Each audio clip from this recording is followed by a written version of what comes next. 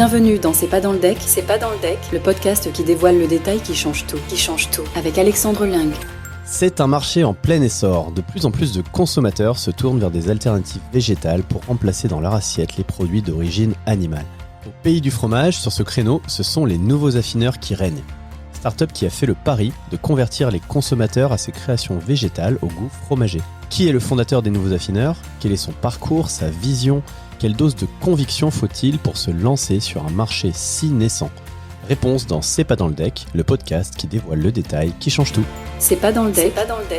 Bonjour à tous, je m'appelle Alexandre Ling et je suis le cofondateur et CEO de Tudigo, la plateforme de référence qui permet à toutes et à tous d'investir dans des sociétés françaises. Chaque semaine, je vous fais découvrir des entrepreneurs, des investisseurs, des experts qui vous partagent leur vision de l'entrepreneuriat et de l'investissement, en nous dévoilant le détail qui change tout. C'est pas dans le deck. Dans cet épisode, je reçois Nour Akbarali, fondateur des Nouveaux Affineurs. Bonjour Nour. Bonjour Alexandre, merci de me recevoir. Merci de te joindre à nous. Et puis merci d'être venu avec, alors vous les voyez pas, je suis navré, et puis vous pouvez pas goûter, mais Nour est venu les mains chargées de bons produits.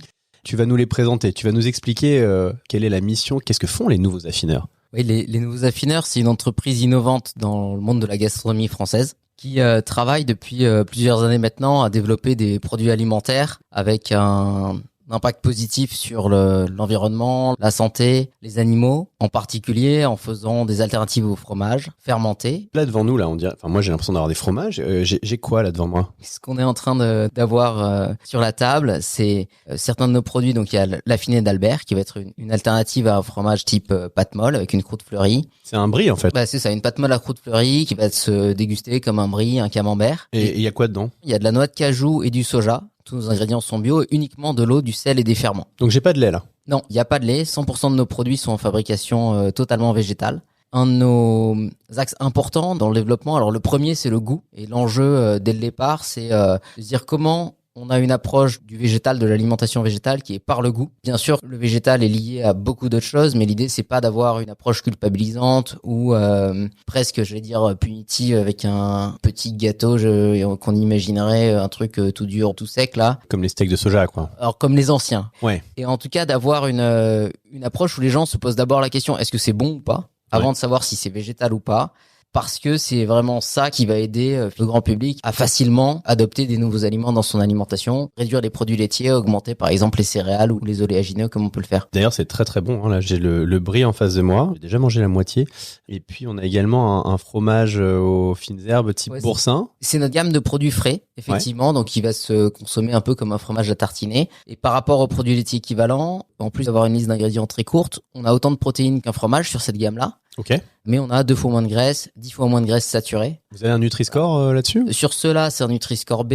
C'est pas mal déjà. C'est meilleur parce que c'est souvent plutôt COD sur des produits équivalents sur la gamme frais, sur les fromages frais. Ouais. Mais un des écueils qu'on a sur le Nutri-Score et qui nous concerne, c'est que ça n'évalue pas le niveau de transformation des aliments. Et chez vous, j'imagine que il est important ce niveau de transformation parce que vous êtes quand même en train de faire un fromage sans utiliser de lait. Puis la nuit des temps, on utilise du lait pour faire du fromage, non ? Oui, mais ce qu'on fait, c'est que quand on prend du lait, on va le cailler, ensuite mettre des ferments. Ça reste des opérations assez simples. On prend du lait, des ferments, du sel.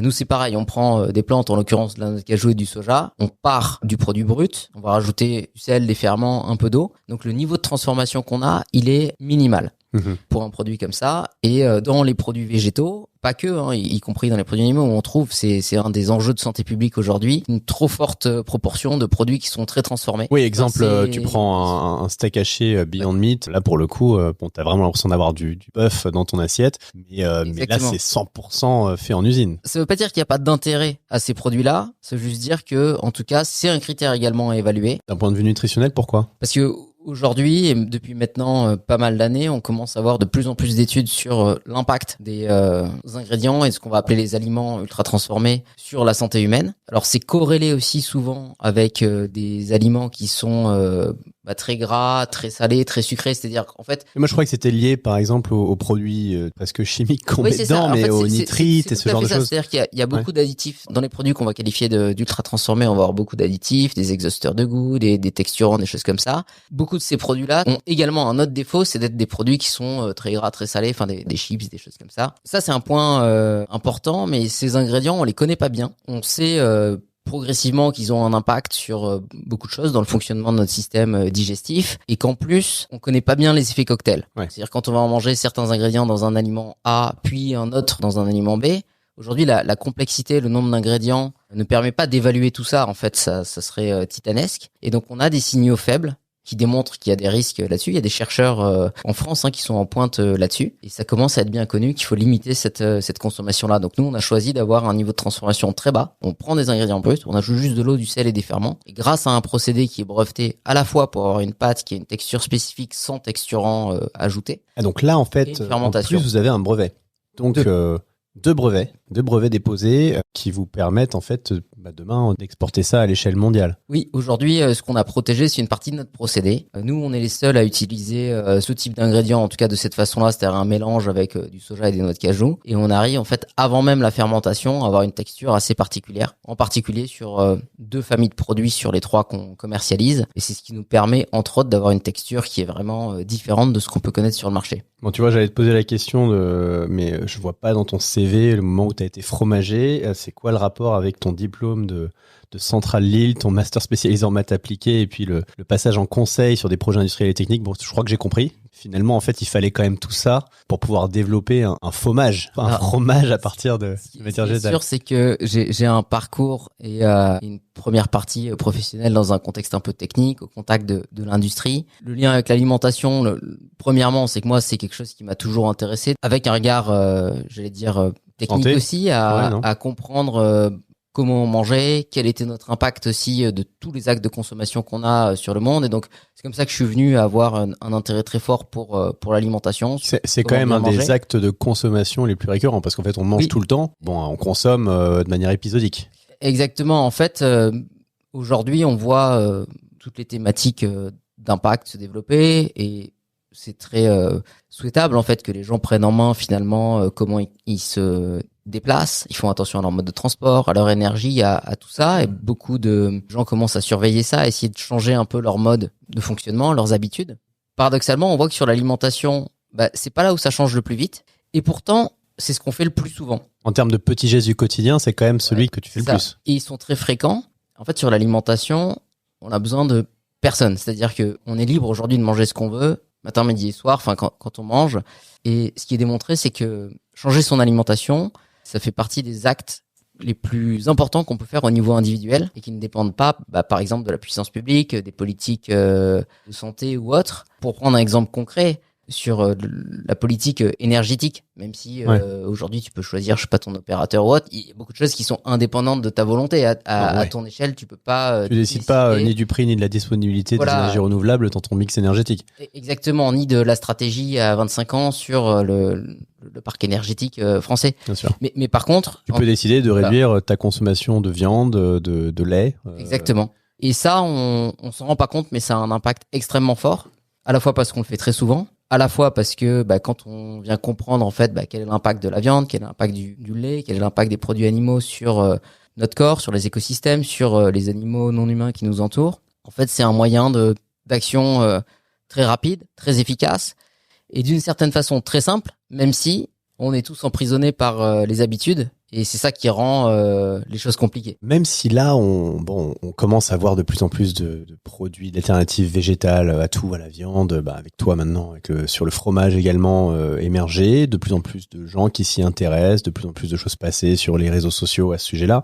En 2017, lorsque vous vous lancez, vous êtes un petit peu fou quand même. En 2017, si là je me remets quelques années en arrière, en France, lorsque je me souviens, on avait une amie qui est des US qui vient nous rendre visite et puis elle est végétarienne. On va au restaurant, on lui demande un plat végétarien, elle nous amène une salade. Bon, la salade, c'était en principe une salade César. Moi, ce qu'ils ont fait, c'est qu'ils ont enlevé le poulet et puis c'était des feuilles de salade avec des tomates, quoi. Voilà. Tu vas au restaurant en France, c'est compliqué d'avoir encore aujourd'hui, des plats végétariens. T'en as un, mais c'est toujours un peu, c'est un plat qui est pas très équilibré d'un point de vue nutritionnel. C'est sûr que C'est quand même le pire pays pour faire ça.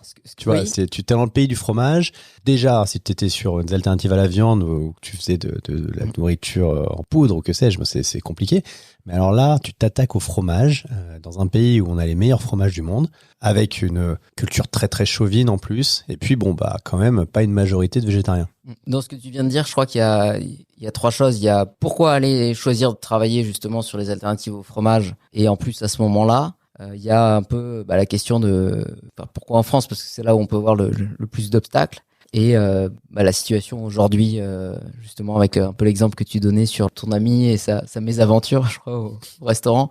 En fait, c'est sûr que ce que tu décris aujourd'hui, il y a un point important, c'est déjà la situation s'améliore. On a quand même de plus en plus d'options, au moins végétariennes dans les restaurants, etc. Donc ça, tant mieux, il faut que ça continue. Mais aujourd'hui, on voit, voilà. Là, il commence à y avoir un momentum sur le sujet. Ça vient aussi avec le développement des produits. Hein. Donc tout est lié. Plus l'offre s'améliore, plus c'est facile pour les gens de proposer ça. C'est vrai que c'était quand même punitif de manger végétarien ou de manger des alternatives il y a 5 ou 10 à ton steak haché il y a 5 ou 10 ans. Et en fait, en France, on est très conservateur quand même sur l'alimentation, à la fois par rapport à nos voisins européens, si on regarde comment les changements se font en Allemagne, au Royaume-Uni, ou même par rapport à l'Amérique du Nord. Une des raisons pour lesquelles j'ai voulu vraiment travailler sur les alternatives au fromage. Ouais, sachant que tu as quand même tout lâché à ce moment-là, parce que t'as une situation, je pense, très confortable au moment où tu te lances dans l'entrepreneuriat. Alors, à moins que tu aies une expérience différente de la mienne, tu t'es mis dans le dur, quoi, à ce moment-là.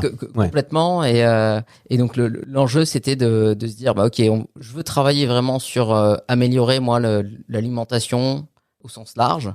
T'avais envie d'attaquer un gros sujet. Oui, et pas forcément tout faire d'un coup. Donc là, j'ai commencé, moi, à beaucoup travailler sur ces sujets-là, à expérimenter aussi, à travailler sur des fermentations végétales chez moi au départ, avant d'avoir les labos et autres. Et là, j'ai compris que, d'un côté, tout ce qui était produit alternatif à la viande, ça avait déjà commencé à se développer pas mal. Et beaucoup de ces produits-là étaient quand même sur de la reconstitution, donc avec des niveaux de transformation importants et aussi des gens qui étaient très en avance. Par rapport au fromage, ici, c'est à la fois l'endroit le plus dur pour convaincre les gens de changer en France, mais on voit que ça bouge à beaucoup d'endroits. Par contre, la France, c'est un très bon endroit pour concevoir ce genre de produit. Aujourd'hui, on a un savoir-faire aussi technique, c'est-à-dire il y a un historique du fromage en France qui est très fort. On a des grandes institutions qui nous ont accompagnés, comme l'INRAE, AgroParisTech, avec des chercheurs en fait de ces labos-là qui ont pu rejoindre ou accompagner le projet très tôt en s'entourant donc d'expertise technique. C'est des gens qui travaillent sur les produits laitiers en fait à ce moment-là et qui viennent nous aider sur un nouveau projet différent. Et sur ce sujet-là, le fromage fait partie du patrimoine français à tous les niveaux. Et donc c'est là que ça a un peu fait tilt. Je me suis dit, qu'est-ce qui existe déjà sur les alternatives au fromage ? Moi, ça m'intéresse de pouvoir proposer quelque chose de bon. Il faut qu'on arrive à, en fait, être aussi exigeant sur l'offre alternative végétale au fromage, on va dire entre nous, fromage végétal, même si on n'a pas le droit, qu'on l'est sur le fromage français. Il n'y a aucune raison qu'on n'ait pas, j'allais dire, le courage de travailler pour être aussi bon sur l'offre végétale. Et c'est ça qu'on veut développer. C'est un peu le point de départ de se dire, il y a du savoir technique. Mettons les bonnes personnes autour de la table. Je disais des chercheurs, des chefs, des fromagers. Et mettons tout ça ensemble avec une méthode, des moyens qui sont techniques, mais qui ont deux objectifs. C'est avant tout faire des produits bons. Et deux, même si on fait beaucoup de recherches, de garder des procédés qui eux-mêmes, d'une certaine façon, sont low-tech. Parce qu'on a envie d'avoir une fabrication qui est simple. Le principe, c'est justement d'arriver à trouver le moyen, d'arriver à ce produit fini en transformant le moins possible. Exactement. Et d'ailleurs, ça reboucle bien aussi, même avec ton sujet d'impact environnemental et d'empreinte carbone, parce que je crois que ton steak végétal qui a été ultra transformé, finalement, en termes de consommation et d'empreinte carbone, plus tu transformes et plus tu vas avoir un impact environnemental élevé, non ? Quand on va décortiquer, on va dire, le bilan carbone et la chaîne de valeur pour les produits finis qu'on va manger, la transformation pèse pour une partie, mais l'amont agricole joue pour beaucoup. Mmh. Et donc, comme les filières, qui sont les filières bovines, notamment pour la viande et pour les produits laitiers, c'est celles qui ont le plus fort pouvoir d'émissions de gaz à effet de serre. Tu peux rappeler le différentiel d'impact carbone entre, par exemple, consommer du bœuf et consommer du poulet, et puis une alternative végétale? Je vais commencer par nous comparer au lait, parce que c'est plus facile, je connais mieux les chiffres pour nous que pour les produits type viande. Pour nous, là, on est à peu près à 10 fois moins d'émissions de CO2, parce que, en fait, ce qui a un très fort pouvoir de réchauffant dans les gaz à effet de serre, c'est le méthane, en plus du CO2. D'accord. En fait, toutes ces comparaisons, elles sont faites en ce qu'on appelle équivalent CO2. Et par exemple, le méthane va être 20 fois plus réchauffant pour 1 gramme dans l'air que le CO2. Et donc, comme dans toute la filière bovine, on a des émissions de méthane. Elles existent dans les végétaux, mais elles sont négligeables. En fait, ça vient réduire très fortement l'empreinte. On en est où en France aujourd'hui sur les alternatives végétales du point de vue des consommateurs? On est comme nos voisins européens, on est en retard. Comment on est par rapport aux États-Unis? De façon assez grossière, je pense qu'en France, on est quelques années de retard par rapport à l'Allemagne et le Royaume-Uni et d'autres pays d'Europe. Je pense que je disais, voilà, on est très conservateur dans nos habitudes. Mais le point intéressant, c'est que ça commence à bouger beaucoup. Il y a pas mal de premières générations avec des marques aussi qui font des produits très intéressants sur les alternatives à la viande qui se sont développées ces dernières années et qui continuent de frapper fort aujourd'hui. Et sur tout ce qui va être alternative aux produits laitiers, là on est un peu plus en retard parce que, peut-être je pourrais en parler juste après, surtout dans un pays comme la France, les gens commencent à comprendre même le concept de « Ok, je comprends pourquoi tu veux manger végétarien, je comprends même pas pourquoi tu veux te passer de lait. » J'allais te poser la question parce que tu vois, c'est pas quelque chose d'intuitif. Je le vois bien au niveau santé parce que quand j'étais aux États-Unis, j'ai vu pas mal quand même de gens allergiques au lactose. Je vois que mes enfants, on leur donne maintenant plutôt on évite le lait. En tout cas, le lait de vache, on en met le moins possible. On essaie de remplacer ça par des alternatives végétales parce qu'on a remarqué que ça pouvait leur faire des problèmes de constipation, de diarrhée. Ça a pas l'air d'être si bon pour la santé que ça. Alors, il y a plein de choses intéressantes là dans ce que tu dis.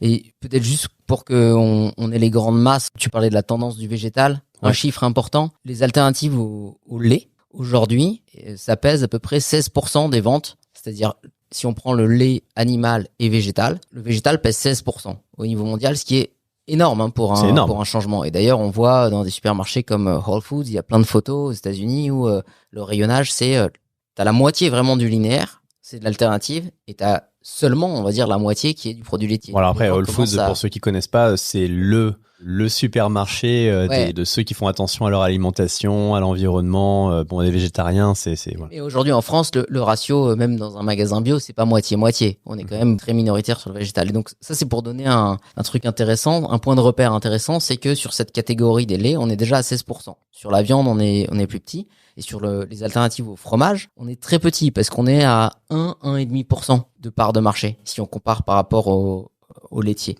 Ok. Et donc, ça montre un truc hyper intéressant. Donc là, déjà, à niveau mondial, tu as un écart de 15 points entre la part de marché qui a déjà réussi à prendre le lait végétal sur le lait et la part du fromage végétal sur le fromage. Exactement. Et c'est ce qui va faire un peu le lien entre les deux infos. C'est que si jamais toi, en tant que consommateur individuel, tu as décidé, quelle que soit la raison, parce qu'elles peuvent être multiples, de consommer un lait végétal alors que tu aurais pu prendre un lait animal. À moins d'arrêter le fromage, tu vas passer sur le fromage végétal. Il y a vraiment pas beaucoup de raisons tangibles pour lesquelles tu continues à manger du fromage. La raison principale, c'est qu'il n'y a pas une offre qui est suffisamment qualitative. Et même quand elle n'est pas encore suffisamment bien distribuée. Et c'est pas étonnant parce que pour bien le faire à l'échelle, ça demande des investissements, ça demande de la recherche. On part quand même, nous les affineurs, après on n'est pas les seuls, mais c'est-à-dire ça fait 5 ans qu'on creuse vraiment la R&D, 5-6 ans. Sur le fromage, c'est des siècles de recherche. C'est quoi la taille de marché du fromage là en France et puis en Europe, dans le monde? Si je prends du fromage tout court, ouais, le fromage laitier, c'est un peu plus de 100 milliards. D'accord. Et donc ça grossit quelques pourcents chaque année. Donc tu vois, si on se dit qu'on veut atteindre les 16% de végétal dans le fromage, on estime que à horizon peut-être 2035, c'est du 20 milliards. Et en France, où est-ce qu'on en est? Et puis, j'imagine qu'en plus, on est des gros consommateurs de fromage. Donc, si on a le même type d'évolution, il y a un beau potentiel. Sur le lait végétal, le chiffre que je citais, c'est au niveau mondial. En France, on a une pénétration qui est pas aussi grande, mais qui est quand même très développée par rapport à beaucoup d'autres produits végétaux. Et comme tu le citais sur ton exemple personnel, en fait, les gens viennent aussi pour la santé, la digestion, voilà, plein de raisons. Sur le fromage, on est au tout début de l'histoire. En fait, c'est un marché qui est extrêmement immature. Et donc aujourd'hui, on est au tout début de l'histoire, il y a des offres qui se développent, il y a pas encore beaucoup de produits en fait qui existent, que ce soit en France, en Europe, si tu compares par rapport au nombre de fromages qui existent dans un continent comme l'Europe. Et donc c'est vraiment quelque chose qui est en train de se développer de plus en plus fort sur les années qui viennent. Et donc c'est un marché qui est en très forte croissance parce qu'il y a un rattrapage qui est en train de se faire. Où est-ce qu'on vous trouve aujourd'hui? Nos gammes de produits, donc les affinés, les frais, c'est principalement en distribution retail, en magasin bio. En France, on a un petit peu d'export aujourd'hui en Suisse et en Belgique. En complément de ça, on est en train de développer, alors on a déjà certains partenariats sur la partie restauration food service et qu'on est en train de développer avec des gammes dédiées sur ces réseaux-là. Et en plus, comme on a la R&D en interne et on a tout ce sujet de la rajouter qu'on maîtrise, on est capable aussi de développer des recettes un petit peu sur mesure pour certains clients qui veulent pour faire finalement de la marque blanche peut-être ou qui veulent utiliser notre produit dans une recette comme un ingrédient en fait et qui ont un cahier des charges un peu plus précis que le consommateur qui va l'utiliser dans sa cuisine. Au démarrage, face aux acteurs du fromage, on se parle quand même de boîtes comme Lactalis et les autres. Donc, comment vous avez fait pour convaincre les premiers magasins et je pense pas aux petites chaînes ou à des magasins indépendants, mais là, je pense que vous avez commencé à rentrer dans des réseaux un peu plus importants. Ça a été simple, ça a été compliqué? Aujourd'hui, comme le marché est très émergent, on voit que c'est des catégories qui sont vraiment en construction. Et donc, effectivement, il faut rentrer, il faut démontrer qu'on a des produits qui sont bons. Là, parmi les grands clients chez lesquels on est rentré, il y a Biocop, par exemple. Là, on est sur les magasins bio où les gens vont aussi avoir une sensibilité sur l'alimentation végétale et autres qui est intéressante. Ça fait partie aussi des axes de développement, après, d'aller un peu dans toutes les chaînes. On n'est pas dans une logique distribution spécialisée ou en silo. Ouais. Pour nous, le point d'entrée, c'est le goût. Grâce à la R&D, on a cherché à développer le goût. On continue à le faire, évidemment. Mais ça, c'est vraiment le point d'entrée. Donc, le point fort, c'est faire déguster aux acheteurs, aux gens dans les magasins et de les convaincre par le goût. On a de la chance aussi d'avoir certains grands restaurants qui travaillent avec nos produits, qui démontrent aussi que c'est une qualité gustative intéressante. Et c'est ça qu'on continue de faire, en fait, pour convaincre les gens d'essayer, de goûter. Et de pousser fort aussi sur la distribution parce que l'accessibilité des produits, je parle même pas que du prix, mais aussi des capacités de production, des capacités de distribution, c'est un truc important pour aider les gens à changer parce que s'il y a un produit qui respecte tous tes critères mais que tu le trouves nulle part, c'est plus difficile. Ou qu'il est trop cher. Donc c'est en fait, finalement, tu dois passer à l'échelle et réussir à développer ta capacité de production, ton chiffre, pour pouvoir le rendre accessible paradoxalement au plus grand nombre. Alors, ça fait 6 ans que tu es entrepreneur maintenant. T'as en plus démarré sur un énorme marché avec des grosses barrières, je pense en termes d'accès au marché même, et puis de la recherche-développement, des investissements à réaliser au début. J'imagine des années où t'es pas rentable. Bref, j'ai envie que tu nous parles un peu des plus grosses ou d'une difficulté, période difficile que t'as pu passer, et puis peut-être du conseil que tu aurais aimé qu'on te donne à ce moment-là pour en sortir. Alors, oui, ça fait 6 ans. Je pense que comme beaucoup d'entrepreneurs, c'est des années où il y a toujours des choses plus simples, plus dures. Déjà, le pari au départ, c'est dans un pays comme la France, d'aller faire un produit alternatif au fromage, c'est quand même un point où on trouve pas mal d'opposition. Il y a aussi le lobby laitier qui fait bien son travail et qui essaye aussi d'aller venir mettre des bâtons dans les roues des petites boîtes comme nous qui sont en train de développer des alternatives. On a fait le choix d'avoir une activité qui est à la fois innovante et industrielle. Et donc ça, pour aller chercher les capitaux, aujourd'hui, c'est pas forcément le truc le plus sexy parce que le marché du capital risque aime pas forcément beaucoup dépenser dans des outils, des équipements industriels. T'as douté? Tu t'es dit qu'est-ce que je fais là en fait? J'ai vraiment pris un challenge qui est beaucoup plus gros que moi. Vu que les gens te disaient non mais qu'est-ce que tu fais avec ton fromage sans lait là? C'est quoi ces conneries? Alors, je fais un truc qui sert à rien. Du doute sur comment on avance, ça, je pense que c'est sain d'en avoir un peu tout le temps, d'être en remise en question permanente, de comment on s'améliore ou autre. Du doute sur pourquoi on avance, très peu. Et je pense que là, j'ai expliqué un peu des difficultés opérationnelles qu'il pouvait y avoir. Il y a pu en avoir aussi dans ces 6 ans, d'autres au niveau perso, des choses qui étaient compliquées à gérer. Et quelque chose qui est fort, c'est que au-delà du strict aspect économique, moi, je suis vraiment convaincu que travailler pour développer une alimentation meilleure, c'est quelque chose qui a de l'impact à des niveaux très différents. Donc c'est quelque chose qui est assez fascinant, qui est fondamental et qui permet, je trouve, de se lever le matin, pas forcément en se disant je vais juste travailler pour développer un business, mais en tout cas de savoir pourquoi on fait les choses, pourquoi on fait aussi les choses au niveau de la boîte qui sont pas forcément des choses à effet immédiat. Par exemple, quand on va parler avec des fromagers, il y en a qui nous accueillent bien, mais il y en a qui nous accueillent moins bien aussi, et être pédagogue avec eux, créer du contact. Quand on va au salon de l'agriculture, alors que c'est pas du tout un endroit où on va chercher des clients, quand on va aussi, grâce un peu à notre positionnement scientifique, être présent sur des conférences ou autre, tout ça pour moi c'est plein de choses, c'est de la pédagogie, c'est des points de contact qu'on a avec l'extérieur qui permettent de partager des informations sur ce qu'on fait, sur le pourquoi. Et c'est vraiment ça aussi le moteur, en fait. L'entreprise, c'est un moyen d'action. Et tant que ce moteur est là, tant qu'on sait qu'on continue à avoir de l'impact, c'est hyper stimulant. Et je trouve que ça permet de traverser même les difficultés et de continuer d'avancer pour développer les meilleures alternatives au fromage. C'est ce qu'on souhaite faire pour que tout le monde puisse se dire, en fait, il n'y a pas de problème, c'est bon. Et même si avant, ça me demandait un effort de réduire ma consommation de produits laitiers, c'est maintenant facile parce que les produits sont bons, ils sont facilement accessibles et c'est vraiment ce sur quoi on veut continuer de se battre. Ouais, tu vois, il reste un quart du brie. La finée d'Albert, il a fondu au fur et à mesure de l'interview. Génial. Mais merci beaucoup, Nour. J'espère que cet épisode vous a plu, vous a donné faim, vous a donné envie de changer votre alimentation. Et avant de se quitter, je vous rappelle que vous pouvez retrouver l'intégralité des projets que portent les entrepreneurs de ce podcast sur la plateforme tudigo.co. Tudigo vous a présenté C'est pas dans le deck, le podcast qui dévoile le détail qui change tout.